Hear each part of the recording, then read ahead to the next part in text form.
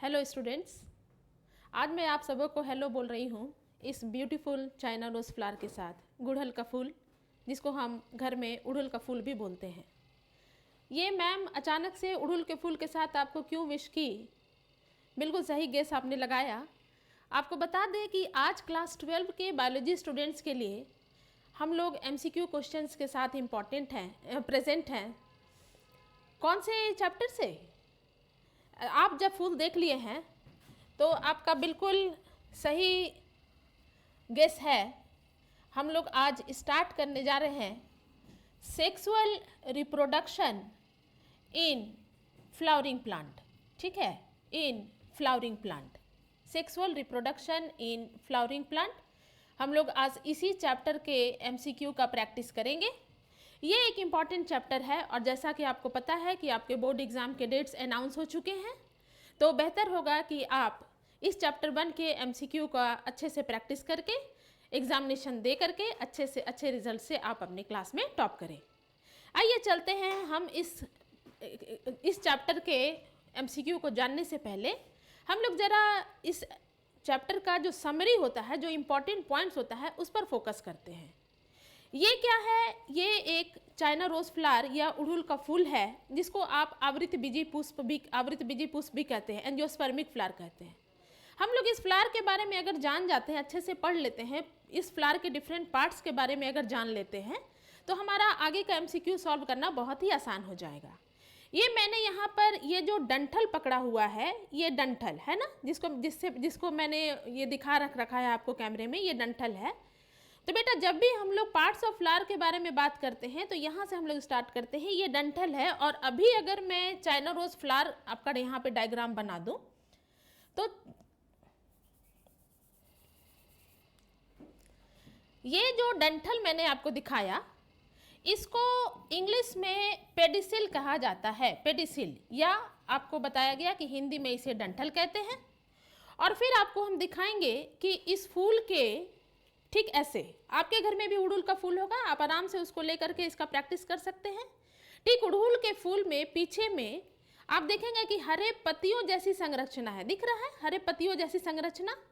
ये हरे पत्तियों जैसी संरचना क्या कहलाती है? अभी हम लोग पढ़ने जा रहे हैं यहाँ पर पार्ट्स ऑफ फ्लावर। ठीक है, एक फूल के डिफरेंट पार्ट्स पढ़ने जा रहे हैं।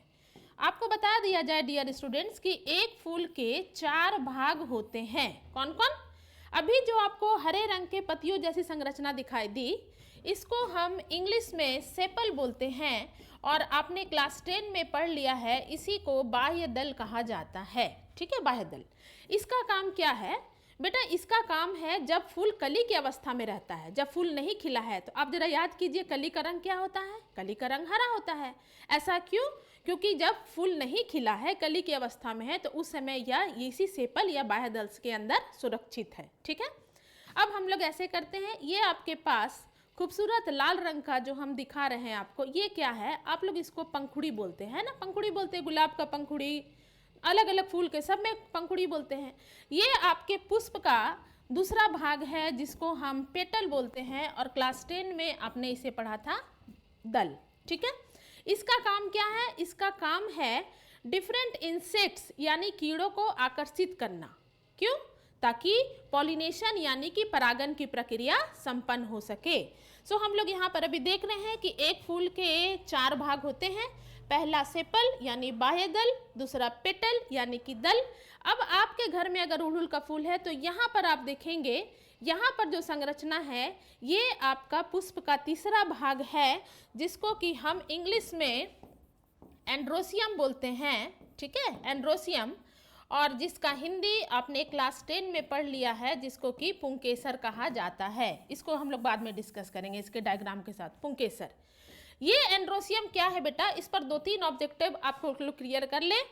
ये जो पुंकेसर है या ये एंड्रोसियम है, ये पुष्प का नर जनन भाग है। नर जनन भाग मतलब मेल रिप्रोडक्टिव ऑर्गन। ठीक है, मेल रिप्रोडक्टिव पार्ट। ठीक, मेल रिप्रोडक्टिव पार्ट, और मेल का हिंदी क्या हो जाएगा? नर जनन भाग। ठीक है, नर का सिंबल क्या होता है? नर का सिंबल होता है, आपको एक सर्कल बनाना है और सर्कल के ऊपर इस तरह तिरछा तीर का निशान। तो हम लोग कभी भी अगर बायोलॉजी में अगर आपको ये संकेत से बात करना है तो आप ये संकेत दिखा करके आराम से बोल सकते हैं कि ये मेल का यानी कि नर का संकेत है। ठीक, पुष्प के चौथे भाग की ओर हम लोग जाते हैं। आप यहाँ पर मेरे हाथ में देख रहे हैं, आपके घर में भी जो अड़हुल का फूल होगा यहाँ पर देखिएगा, ये वेलवेट के जैसा कुछ संरचना है, फिर ये एक लंबी नली की जैसी संरचना है और इसके अंदर में एक हरे रंग का थोड़ा सा स्वलन पार्ट है जिसको कि ओवरी कहा जाता है। ठीक है, तो एक ये हो गया आपका वर्तिकाग्र, ये हो गया वर्तिका और ये हो गया अंडाशय।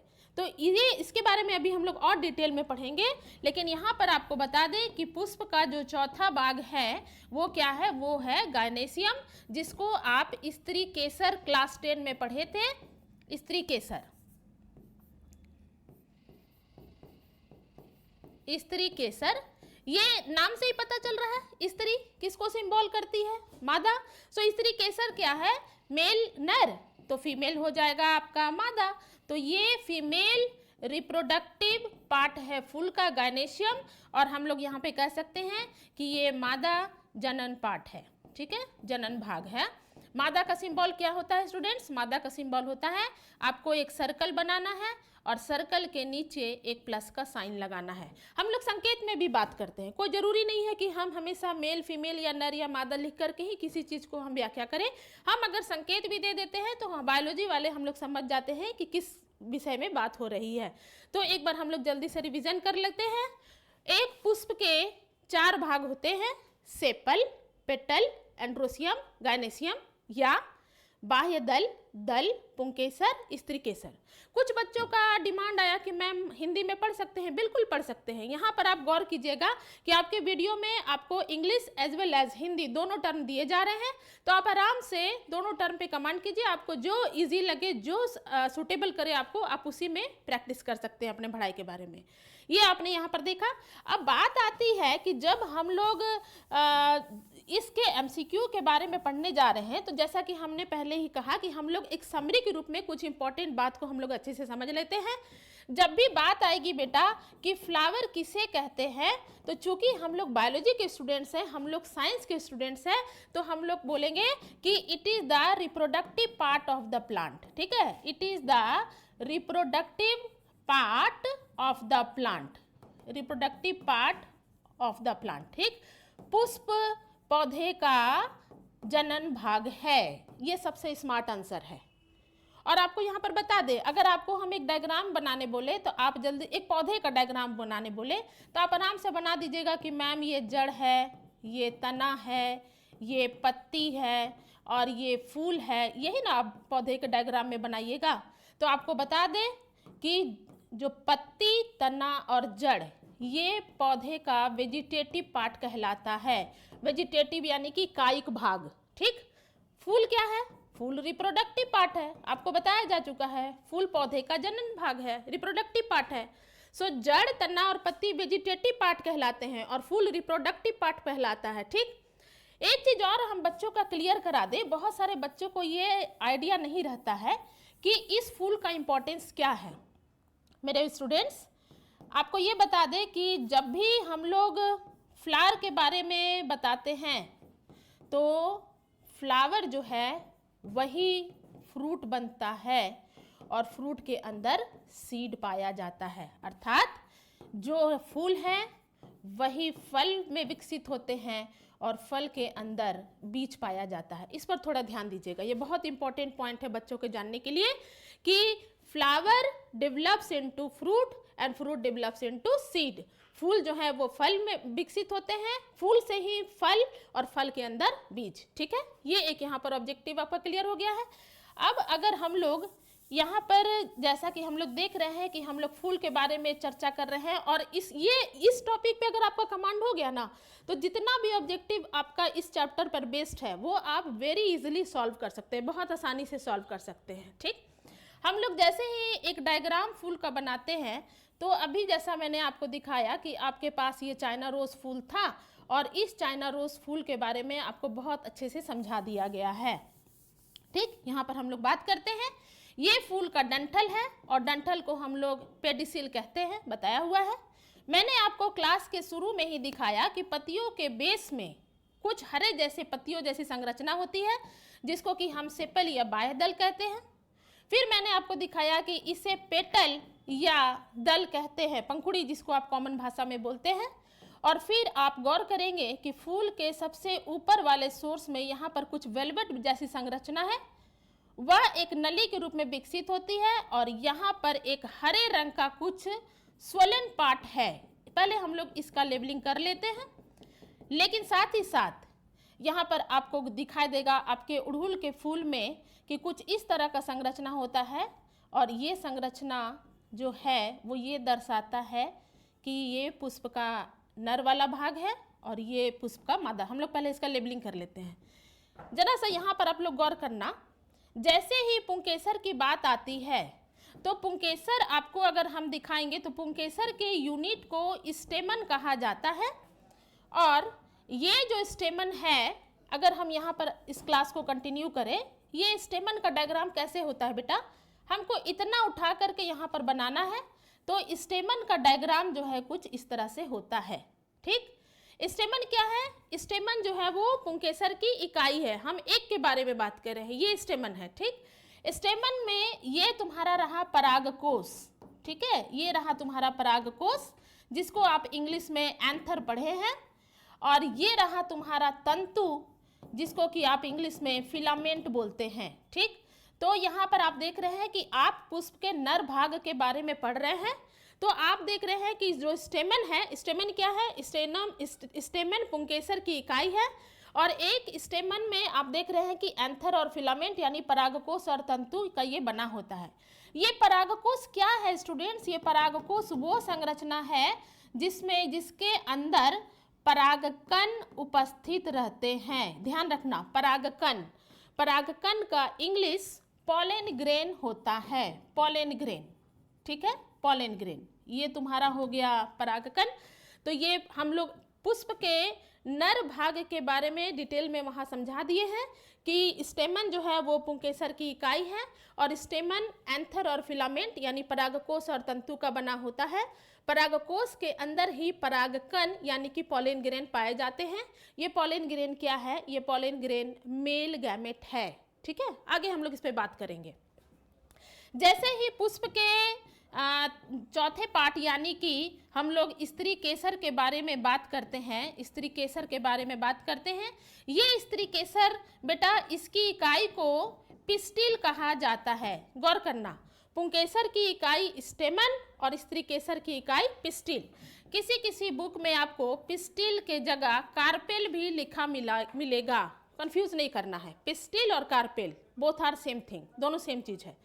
हमको अगर बोलोगे कि मैम आप एक पिस्टिल के बारे में हम लोगों को बताइए, तो हम बोलेंगे बेटा पिस्टिल जो है वो 3 चीज से मिल करके बना हुआ है। कौन से 3 चीज? देख लो, ये 3 चीज जो है, ये तुम्हारा सबसे ऊपर स्टिग्मा, ये तुम्हारा दूसरा स्टाइल और ये तीसरा ओवरी। ठीक है, हिंदी में क्लास 10 में आप लोग पढ़ चुके हैं। ये सबसे ऊपर वर्तिकाग्र, स्टाइल का हिंदी वर्तिका और ओवरी का हिंदी अंडाशय। सो आप यहाँ पर देख रहे हैं कि एक पिस्टिल जो है वो 3 चीज से मिलकर बना रहता है, वर्तिकाग्र, वर्तिका और अंडाशय। और इसी अंडाशय के अंदर बीजांड यानी कि ओव्यूल पाया जाता है। जिसको इंग्लिश टर्म पे कमांड है वो इंग्लिश के साथ जाएंगे और जिसको हिंदी टर्म कन्वीनियंट लग रहा है वो हिंदी के साथ जाएंगे। आइए जल्दी से हम लोग इसका लेबलिंग कर लेते हैं क्योंकि हम लोगों को आगे और भी चीज़ें पढ़नी है। ये तुम्हारा रहा एंथर, सारा कुछ समझाया हुआ है। और ये रहा तुम्हारा फिलामेंट। जैसा कि आप इस डायग्राम को देख रहे हैं, एंथर के अंदर ही पॉलन ग्रेन प्रेजेंट हैं। पॉलन ग्रेन यानी कि परागकण। ठीक, ये रहा तुम्हारा कुछ फूल में सबसे ऊपर का भाग स्टिग्मा, एक नली जैसी संरचना, एक ट्यूब जैसी संरचना जिसको हम बोलते हैं स्टाइल, और ठीक फूल के नीचे में एक हरे रंग का स्वेलन पार्ट जिसको बोलते हैं हम ओवरी।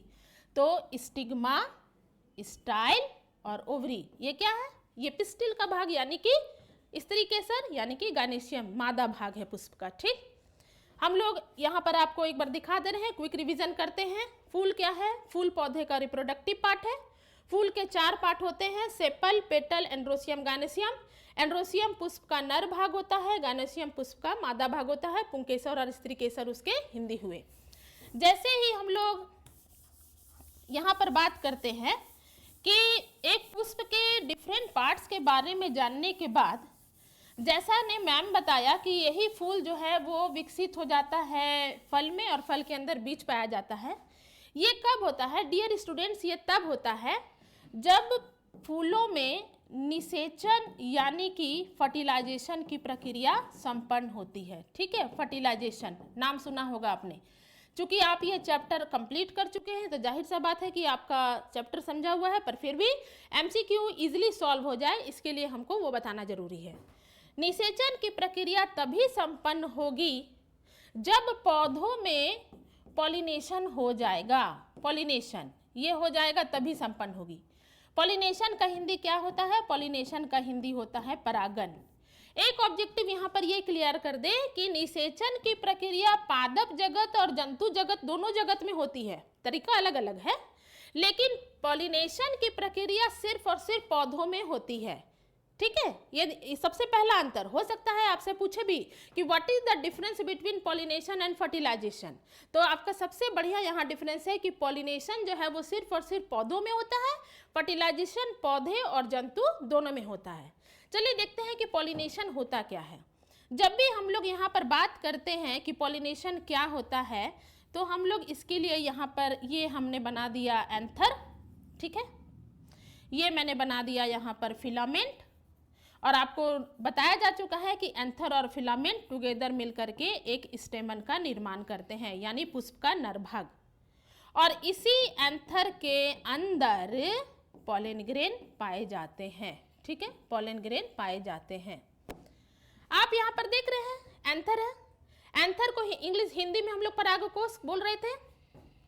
एंथर का कैरेक्टरिस्टिक फीचर होता है, अधिकतर ये बाइलोब्ड होता है, एक और दो चैम्बर है ना, और ये टेट्रा स्पोरेंजिएट, मतलब कि इसके बारे में हम लोग बाद में बात करेंगे। अभी हम यही बता दे रहे हैं कि जनरली एंथर जो है वो बाइलोब्ड होते हैं, कि इसमें 2 चैम्बर है, और बाद में हम लोग डिटेल में पढ़ेंगे कि इसमें कैसे इसके अंदर परागकण का निर्माण होता है। एक्चुअली ये एंथर है, और यही एंथर जो है बाद में टेट्रा स्पोरेंजिएट, मतलब कि 1 2 3 4, ठीक है, ये इसी में पॉलन ग्रेन पाए जाते हैं। ठीक है, आपने पढ़ा होगा कि यहाँ पर 4 लेयर होता है। ठीक है, सबसे अंदर के लेयर को टैपेटम कहते हैं, और टैपेटम जो है ये पॉलन ग्रेन को नरिशमेंट देता है, पोषण प्रदान करता है। ठीक है, ये ऑब्जेक्टिव में हम लोग वहाँ पर बताएंगे कि टैपेटम वो लेयर है जो पॉलन ग्रेन को नरिशमेंट देता है। अभी हम लोग इतना ही पढ़ रहे हैं कि एंथर जो है वो बाइलोब्ड होता है। ये आपका ऑब्जेक्टिव आने का चांस है। ठीक, इधर में हम लोग जल्दी से बना लेते हैं। ये रहा स्टिग्मा, ठीक, यानी कि वर्तिकाग्र, ये रहा स्टाइल, और ये रहा ओवरी। ठीक, लेबलिंग कर लेते हैं। ये है स्टिग्मा यानी वर्तिकाग्र, ये है आपका स्टाइल यानी कि वर्तिका, और ये है ओवरी यानी कि अंडाशय। ठीक, परागन किसे कहते हैं? परागन ध्यान से सुनिएगा। जब पॉलन ग्रेन का स्थानांतरण एंथर से स्टिग्मा की सरफेस पर हो। कितना इजीली डिफिनेशन, कितना इजी डिफिनेशन है ना। क्या पॉलन ग्रेन का स्थानांतरण, स्थानांतरण का इंग्लिश क्या होता है? Transfer. So transfer of pollen grain कहाँ से? एंथर से कहाँ? स्टिग्मा पर। सो पॉलन ग्रेन का जब स्थानांतरण यानी कि परागकण का स्थानांतरण परागकोश से वर्तिकाग्र की सतह पर हो तो इस प्रक्रिया को परागन कहा जाता है, यानी कि पॉलिनेशन कहा जाता है। When pollen grains are transferred from anther to stigma, this process is known as pollination. ठीक, ये आपको डायग्राम समझ में आ गया होगा। अब यहाँ पर हम लोग देखते हैं कि ये पॉलिनेशन जो है ये 2 प्रकार का होता है। आपके एनसीईआरटी बुक में दिया हुआ है, ये तो मैंने आपको समझा दिया कि पॉलन ग्रेन का स्थानांतरण जो है एंथर से स्टिग्मा पर होगा, तो उसको हम लोग परागन या पॉलिनेशन कहते हैं।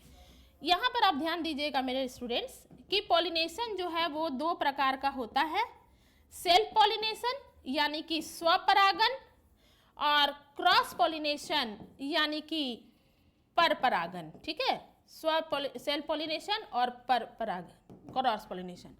सेल्फ पॉलिनेशन को आपके एनसीईआरटी बुक में ऑटोगैमी दिया हुआ है, और क्रॉस पॉलिनेशन को एलोगैमी भी कहते हैं, है ना, एलोगैमी। अभी जो मैंने आपको चाइना रोज का फूल दिखलाया, तो उसमें आपने गौर किया कि एक ही पुष्प में, अगर आप गौर कर रहे हैं चाइना रोज के फूल के बारे में, तो आप देख रहे हैं कि एक ही पुष्प में नर भाग और मादा भाग दोनों प्रेजेंट थे। तो हो सकता है कि इसका पॉलन ग्रेन इसी के सर्फ स्टिग्मा पर आ जाए। जब पॉलन ग्रेन का स्थानांतरण एंथर से उसी पुष्प के स्टिग्मा पर हो, तो इस प्रक्रिया को स्वपरागन या सेल्फ पॉलिनेशन कहा जाता है। क्लियर हो गया? ठीक, क्या बताया मैंने कि एक ही पुष्प में नर भाग और मादा भाग दोनों प्रेजेंट है, तो हो सकता है कि इसका पॉलन ग्रेन, इसका परागकण इसी के वर्तिकाग्र पर आ जाए, तो इस तरह के प्रक्रिया को स्वपरागन कहते हैं। उड़ूल में हो सकता है। जब हम परपरागन की बात करते हैं तो आपके पास दो चांस है। अगर मैं आपसे कहूँ कि क्या आपने खीरा, कद्दू, करेला, ये सब सब्जी के पौधे फूल देखे हैं, आपके पास इसमें दो चांस है बेटा।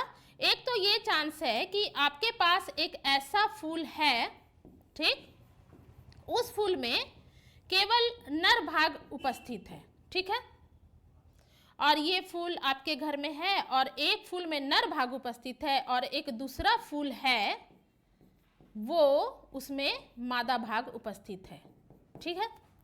तो आप ये कह सकते हैं कि जब पॉलन ग्रेन का यानी कि परागकण का स्थानांतरण एक पुष्प से, ये नर पुष्प हो गया क्योंकि इसमें आप देख रहे हैं कि केवल नर भाग है, मादा भाग मैंने नहीं बनाया है। तो जब परागकण का स्थानांतरण एक पुष्प से दूसरे पुष्प के वर्तिकाग्र पर हो, तो इस तरह के प्रक्रिया को हम परपरागन या क्रॉस पॉलिनेशन या एलोगैमी कहते हैं। पर एक चीज है कि ये पौधा जो है वो एक ही स्पीशीज का होना चाहिए। अगर ये कद्दू का नर पुष्प है तो ये कद्दू का मादा पुष्प ही रहेगा। समझ में आ गई बात? और दूसरा सिचुएशन ये भी हो सकता है कि मैंने एक पौधे का, एक पौधा, ये अलग पौधा है, इसमें जो है वो नर भाग है, और दूसरा पुष्प जो है वो है और इसमें जो है वो मादा भाग है। यहाँ पर भी आप देख रहे हैं, तो इसमें भी कह सकते हैं कि जब एक पुष्प का परागकण का स्थानांतरण दूसरे पुष्प के वर्तिकाग्र की सतह पर हो, तो ये भी सिचुएशन हो सकता है, तो इसको भी हम परपरागन कहेंगे। लेकिन मैंने क्या कहा कि प्लांट ऑफ सेम काइंड, एक ही तरह के पौधे रहेंगे तब इस तरह की सिचुएशन हो सकती है। तो आप कह सकते हैं कि मैम पौधा एक हो, फूल अलग अलग, बिल्कुल। आप कह सकते हैं मैम एक पौधा में नर पुष्प और दूसरे पौधा में मादा पुष्प, पर ये दोनों पौधे सेम काइंड के होने चाहिए। तो इसको कहा जाता है, यहाँ पर आपको यहाँ पर एनसीईआरटी बुक में दिया है, ये कहलाता है जिटोनोगेमी, ठीक है, ये कहलाता है जिटोनोगेमी और ये कहलाता है जीनोगेमी। आप लाइन बाय लाइन ध्यान से पढ़िएगा, एनसीईआरटी बुक में आपका दिया हुआ है। अधिकतर जो जितने भी आपके लत्तर वाले पौधे होते हैं, कद्दू, खीरा, ककड़ी, वो उसमें ये सभी इवन की पपाया, उसमें ये एग्जाम्पल सूट करता है, ठीक। सो ये स्वपरागन और परपरागन के बारे में आपको बता दिया गया। अब रहा सवाल कि परागन की प्रक्रिया पौधों में क्यों इंपॉर्टेंट है। डियर स्टूडेंट्स, आपको ये बता दें कि जब तक पौधों में परागन की प्रक्रिया संपन्न नहीं होगी, तब तक पौधों में निषेचन की प्रक्रिया नहीं होगी। तो ये जो मैंने कहा कि परागन यानी कि परागकण का स्थानांतरण परागकोश से वर्तिकाग्र की सतह पर होगा, कौन करेगा? आप जो अभी आपको बताया गया कि परागकण का स्थानांतरण वर्तिकाग्र की सतह पर होगा, ये कौन करेगा? इसके लिए कुछ एजेंट या कुछ कारक के बारे में आपको यहाँ पर इस वीडियो में आइडिया दे दिया जा रहा है। कौन करेगा? वो होगा बाय एयर, वायु के मदद से, वो होगा बाय वाटर, जल के मदद से, वो होगा कीड़ों के मदद से यानी कि बाय इंसेक्ट, और वो होगा पक्षियों के मदद से यानी कि बाय बर्ड्स। इवन कि हम भी हो सकते हैं, मनुष्य क्यों नहीं होगा। मान लो हम एक अड़हुल का फूल छुए, मेरे ही अंगूठे में परागकण लग गया, तुरंत हम उसका वर्तिकाग्र छू दिए तो हम टच कर दिए, तो हम भी तो कारक हुए ना कि परागकण का स्थानांतरण वर्तिकाग्र की सतह पर हम करवा दिए। सो परागकण जो है वो परागकण का स्थानांतरण वर्तिकाग्र की सतह पर होता है। कौन कौन से एजेंट्स हैं या कौन कौन से कारक है जो इस ट्रांसफर में, पॉलन ग्रेन का ट्रांसफर स्टिग्मा के सरफेस पे करने में कौन कौन मदद करते हैं? वो होता है by air, by water, bye insect, bye birds. अगर वायु के मदद से परागकण का स्थानांतरण वर्तिकाग्र की सतह पर हो रहा है तो यह प्रक्रिया कहलाती है एनीमोफिली। इससे रिलेटेड एमसीक्यू है आपके पास। वाटर की मदद से अगर हो रहा है परागन का प्रक्रिया तो ये प्रक्रिया कहलाती है हाइड्रोफिली। अगर कीट का महत्वपूर्ण रोल है परागकण का स्थानांतरण वर्तिकाग्र तक करने में तो ये प्रक्रिया कहलाती है एंटोमोफिली। और अगर पक्षियों के मदद से परागकण का स्थानांतरण वर्तिकाग्र पर हो रहा है तो ये प्रक्रिया कहलाती है ऑर्निथोफिली। और अगर चमगादड़ या मेरे मदद से, मनुष्य के मदद से हो रहा है तो इस प्रक्रिया को कहा जाता है चिरोप्टेरोफिली, पर आपके एनसीईआरटी बुक में इतना ही है। So if pollen grains are transferred from anther to stigma with the help of air, the process is known as anemophily. अगर जल के मदद से हो रहा है तो वह प्रक्रिया हाइड्रोफिली, अगर कीटों के मदद से हो रहा है तो वह प्रक्रिया एंटोमोफिली, और अगर पक्षियों के मदद से परागकण का स्थानांतरण वर्तिकाग्र तक हो रहा है तो यह प्रक्रिया कहलाती है ऑर्निथोफिली। क्लियर हो गया? चलिए, आप अपने डाउट इस सेशन में भेज सकते हैं। आपके हर डाउट को यहाँ पर क्लियर किया जाएगा। सारा कुछ आप ही के लिए हो रहा है डियर स्टूडेंट्स। टीचर आप ही को, मतलब आपके पर्सनैलिटी को इन्हांस करने के लिए लगे हुए हैं ताकि आप अच्छे से अच्छे नंबरों से पास हो जाए। पॉलिनेशन की जब प्रक्रिया संपन्न हो जाती है तो अब बारी आती है निषेचन की। इस सेशन को जरा ध्यान से देखिएगा। अभी हम लोग निषेचन के बारे में पढ़ने जा रहे हैं। अगर निषेचन के बारे में आपको बताएं तो कुछ इस तरह से होगा कि हम लोगों को इसमें ये बताना है कि आखिर निषेचन की प्रक्रिया पौधों में होगी कैसे। ये इम्पॉर्टेंट सेशन है, इसको जरा ध्यान से देखिएगा। ये आपका मैंने पुष्प का मादा भाग बना दिया। हम यहाँ पर स्त्री केसर लिख सकते हैं, है ना, स्त्री केसर। और जरा सा आप रिवीजन तो कर लीजिए। स्त्री केसर में मैंने बताया कि ये आपका रहा वर्तिकाग्र यानी कि स्टिग्मा, ये रहा वर्तिका यानी कि स्टाइल, और ये रहा आपका ओवरी यानी कि अंडाशय। ये इंपॉर्टेंट वीडियो, ये इंपॉर्टेंट सेशन चल रहा है, इस पर थोड़ा ध्यान दीजिएगा। ये आपका स्टाइल हो गया,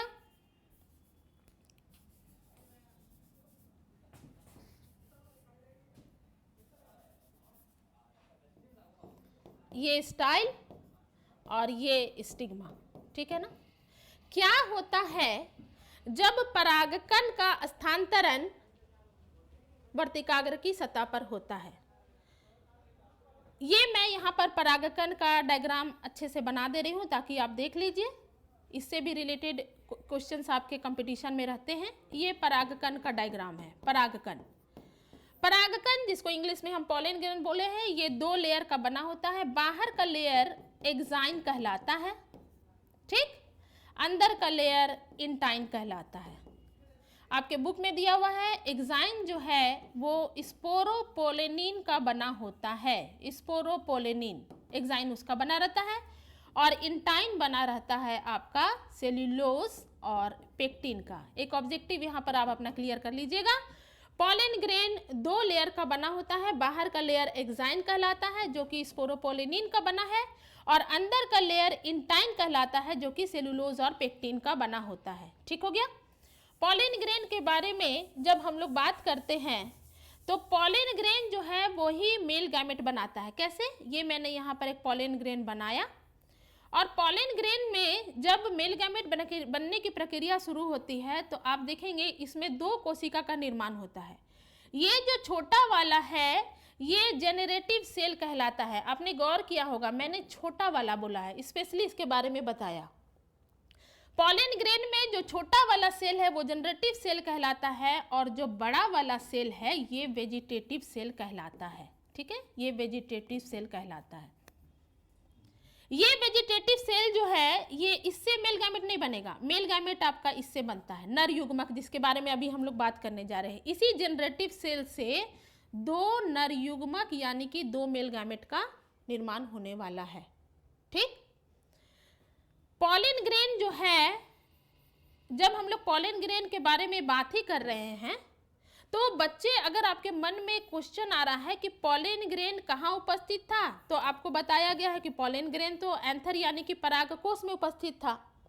तो एक्चुअली एंथर में कुछ सेल जो हैं वो pollen mother cell, PMC, pollen mother cell, उसके जैसा बिहेव करते हैं और इसी पॉलन मदर सेल से पॉलन ग्रेन का निर्माण होता है। पूछ सकता है क्वेश्चन में कि पॉलन मदर सेल का निर्माण, पॉलन ग्रेन का निर्माण किससे होता है, तो पॉलन ग्रेन का निर्माण पॉलन मदर सेल से होता है और पॉलन ग्रेन बनने की प्रक्रिया को माइक्रोस्पोरोजेनेसिस कहा जाता है। क्योंकि पॉलन ग्रेन को पता है, पॉलन ग्रेन को इसको एक बार हम फिर से बना लेंगे, पर अभी आप अच्छे से समझ लीजिए। जब भी पॉलन ग्रेन पे बात हो रही है तो आप उससे रिलेटेड सारा डाउट क्लियर कर लीजिए। पॉलन ग्रेन को माइक्रोस्पोर भी कहा जाता है, माइक्रोस्पोर। और माइक्रोस्पोर का निर्माण किससे हुआ, माइक्रोस्पोर का निर्माण पॉलन मदर सेल या माइक्रोस्पोर मदर सेल से हुआ और माइक्रोस्पोर बनने की प्रक्रिया को माइक्रोस्पोरोजेनेसिस कहा जाता है। बेटा जेनेसिस मतलब बनना है ना, माइक्रोस्पोरोजेनेसिस क्या है, माइक्रोस्पोरोजेनेसिस मतलब माइक्रोस्पोर का बनना। माइक्रोस्पोर हम लोग किसको कर रहे हैं, माइक्रोस्पोर हम लोग कह रहे हैं किसको, पॉलन ग्रेन को। ठीक, एक और टर्म आएगा, अभी तुरंत हम लोग बात करेंगे। माइक्रोस्पोर के अलावा एक और टर्म आपके इस बुक में होगा, मेगास्पोर, जो कि फीमेल गैमेट के बारे में हम लोग बात करेंगे। मेगास्पोर बनने की प्रक्रिया क्या कहलाती है, मेगास्पोर बनने की प्रक्रिया मेगास्पोरोजेनेसिस कहलाती है। ये दोनों टर्म आपको कमांड में रखना होगा। माइक्रोस्पोरोजेनेसिस किसे कहते हैं, माइक्रोस्पोर बनने की प्रक्रिया को माइक्रोस्पोरोजेनेसिस कहते हैं। मेगास्पोरोजेनेसिस किसे कहते हैं, मेगास्पोर यानी कि ओव्यूल, बीजांड। मेगास्पोर बनने की प्रक्रिया को हम मेगास्पोरोजेनेसिस कहते हैं। देखिएगा, जेनेसिस मतलब होता है बनना, अगर माइक्रोस्पोरोजेनेसिस तो माइक्रोस्पोर का बनना, मेगास्पोरोजेनेसिस तो मेगास्पोर का बनना। तो यहाँ पर हम लोग देख रहे हैं कि पॉलन ग्रेन जो है, पॉलन ग्रेन बनने की प्रक्रिया माइक्रोस्पोरोजेनेसिस और मेगास्पोर बनने की प्रक्रिया मेगास्पोरोजेनेसिस। इस वीडियो में आपको दिखाया जा रहा है कि अभी हम लोग दो मेल गैमेट यानी कि दो नर युग्मक के बारे में बात करेंगे। वो कहाँ से आ रहा है, वो जनरेटिव सेल से आ रहा है, जो कि पॉलन ग्रेन का छोटा सेल है। बड़े सेल को वेजिटेटिव सेल बोलते हैं, जो कि नॉन रिप्रोडक्टिव होता है, इससे मेल गैमेट नहीं बनेगा। चलिए अब हम लोग निषेचन की ओर आते हैं, एक इम्पॉर्टेंट टॉपिक जिस पर कि अभी हम लोगों को फोकस करना है। अभी हम लोगों ने पढ़ा कि परागन की प्रक्रिया हो गई और या तो एयर या तो वाटर या तो इंसेक्ट या तो बर्ड्स के मदद से परागन जो है वो आ गए आपके वर्तिकाग्र की सतह पर, यानी कि स्टिग्मा के सतह पर। अब क्या होगा, सबसे पहले हम लोग लेबलिंग कर लेते हैं। ये रहा स्टिग्मा यानी कि वर्तिकाग्र, वर्तिका, और ये रहा अंडाशय यानी कि ओवरी। और इसी ओवरी के अंदर ये पाया जाता है आपको ओव्यूल यानी कि बीजांड। थोड़ा सा यहाँ पर ध्यान दीजिएगा आप लोग। ये रहा, मैंने अंडाशय यहाँ पर लिख दिया और यहाँ पर मैंने लिख दिया बीजांड। ठीक, ओव्यूल। इसी बीजांड के अंदर, ओव्यूल के अंदर आपको मैं एक एम्ब्रियो सैक बनाने जा रही हूँ, डायग्राम बनाने जा रही हूँ, जिस पर कि आपका पढ़ा हुआ है तो आपको अभी याद आ जाएगा कि मैम रिवीजन करा रही हैं। इधर में आपके 3 सेल्स होते हैं चैलेंजर एंड में, 1 2 3। ये तीनों का नामकरण है एंटीपोडल सेल्स। आपको एनसीईआरटी बुक में ये डायग्राम आने का चांस है फाइनल एग्जाम में, एंटीपोडल सेल्स। यहाँ पर बीच वाला जो है ये कहलाता है एग, और एग के दोनों तरफ 2 और सेल होता है जिनको हम कहते हैं सिनर्जिड्स, सिनर्जिड्स। ठीक, एग क्या है, एग जो है ये मादा युग्मक है या फीमेल गैमेट है, ध्यान दीजिएगा। और बीच में यहाँ पर आपका दो न्यूक्लियाई होता है जिसको आप लोगों ने पढ़ा है, इसको बोलते हैं टू पोलर न्यूक्लियाई। ठीक है, टू पोलर न्यूक्लियाई, या इसी को सेंट्रल सेल भी कहा जाता है। सेंट्रल सेल, ध्यान दीजिएगा। तो कितना सेल हो गया? 3 यहाँ पर, 1 2 3, 3 हो गया। यहाँ पर कितना? 3, तो 3 और 3 6, और ये 7 और 8, ये 8 न्यूक्लिएट हो गया। सेल पहले हम लोग गिनते हैं। ये इम्ब्रियो सैक जो है, तुम्हारा क्वेश्चन यहाँ पर क्लियर कर लेना एक डाउट, ये इम्ब्रियो सैक है, या इसी को तुम्हारा क्वेश्चन आ रहा है फीमेल गैमेटोफाइट। ठीक है, फीमेल गैमेटोफाइट के बारे में बताना है। क्या बता रहे हैं हम? ये कैसा संरचना है? हम बोल रहे हैं ये 7 सेल्ड और 8 न्यूक्लिएट संरचना है। ये क्वेश्चन आने वाला है बेटा, हो सकता है ये ऑब्जेक्टिव में आ जाए और ये पूरा 5 नंबर का डायग्राम आ जाए। सो यहाँ पर आप देख रहे हैं 7 सेल्ड, कैसे 7 कोशिका, तो 3 एंटीपोडल्स, 1 2 3, यहाँ पर 3 4 5 6, 3 और 3 6, और ये एक सेंट्रल सेल हो गया, ये 7 हो गया, 7 सेल्ड। लेकिन हम लिख रहे हैं 8 न्यूक्लिएट, बिल्कुल 1 2 3 4 5 6 7 8, न्यूक्लिएट कितना? 8, और कोशिका 7 सेल्ड है ना, 7 सेल्ड 8 न्यूक्लिएट स्ट्रक्चर दिखा दिया आपको। ये यहाँ पर आपका एक ऑब्जेक्टिव क्लियर हो गया है। अब हम लोग बात करते हैं पुनः अपने इस डायग्राम पर कि क्या होगा जब परागकण का स्थानांतरण वर्तिकाग्र की सतह पर होगा। ध्यान से, जैसे ही परागकण का स्थानांतरण वर्तिकाग्र की सतह पर होता है, एक्चुअली वर्तिकाग्र का सतह जो है वो कुछ केमिकल्स के वजह से चिपचिपा हो जाता है, जिसके चलते परागकण यहाँ पर चिपक जाता है और थोड़े दिनों के बाद परागकण का जर्मिनेशन होता है। जैसे ही जर्मिनेशन होता है, परागकण से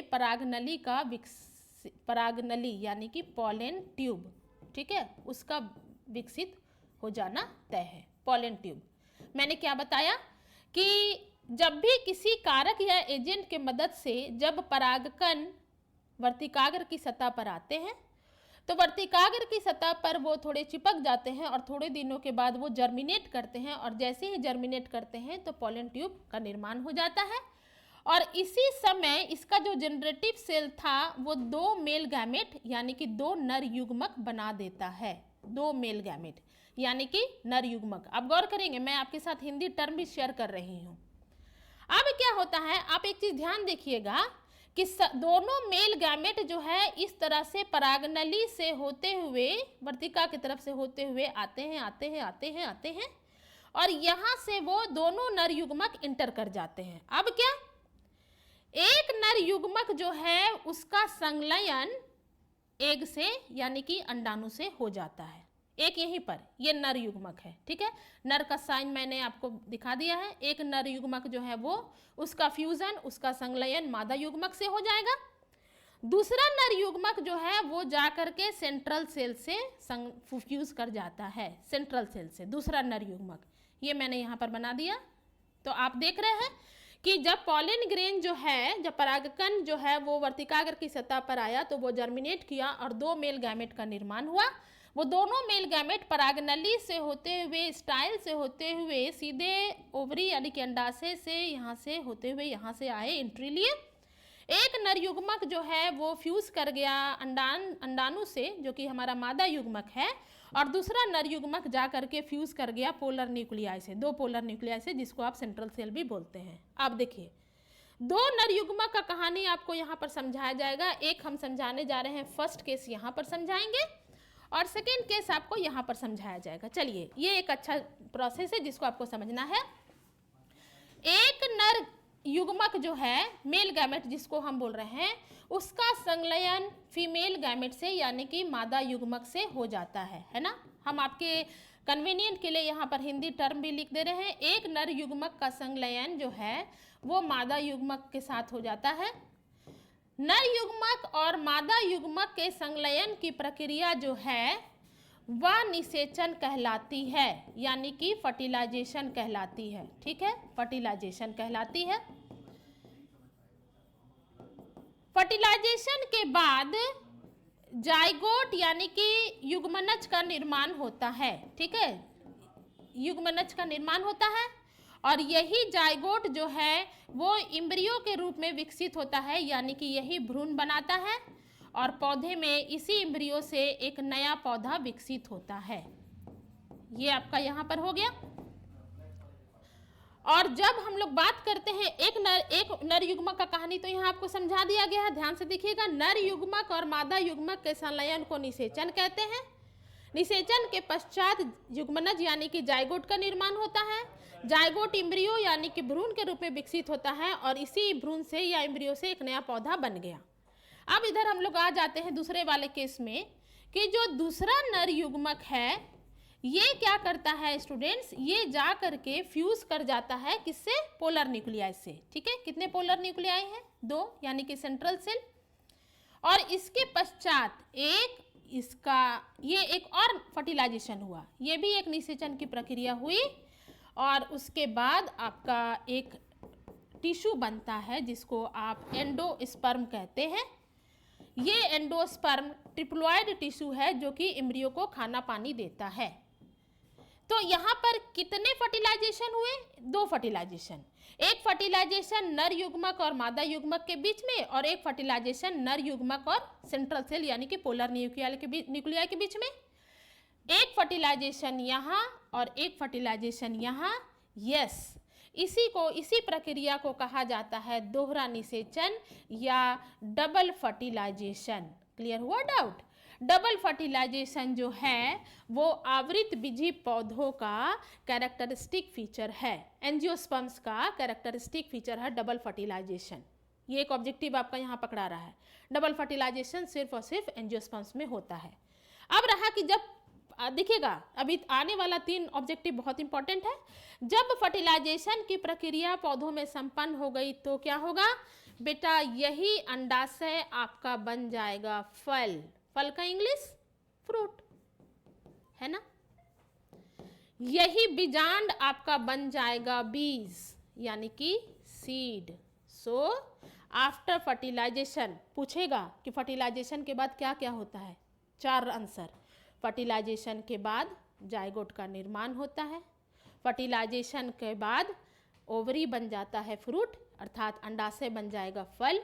फर्टिलाइजेशन के बाद ओव्यूल बन जाएगा सीड यानी बीजांड बन जाएगा बीज। और फर्टिलाइजेशन के बाद एंडोस्पर्म का निर्माण होता है। एंडोस्पर्म क्या है? एंडोस्पर्म एक ऐसा न्यूट्रिटिव टिश्यू है जो आपके एम्ब्रियो का पोषण करता है। क्लियर हो गया? सो यहाँ पर हम लोगों ने देखा कि कैसे फूल क्या है, फूल के डिफरेंट पार्ट्स क्या है, कैसे फूलों में परागन की प्रक्रिया संपन्न होती है। परागन इसलिए ज़रूरी है क्योंकि ताकि पौधों में निषेचन की प्रक्रिया संपन्न हो सके। और निषेचन के पश्चात ये वाला बहुत इंपॉर्टेंट था जिससे कि क्वेश्चन आपके फाइनल एग्जाम में आ सकते हैं। तो चलिए आपका पूरा बेस यहाँ पर क्लियर कर दिया गया है। अब हम लोग अपने आगे वीडियो में हम लोग देखते हैं कि इस चैप्टर पर बेस्ड जो MCQ है उसको हम लोग सॉल्व करते हैं। Thank you.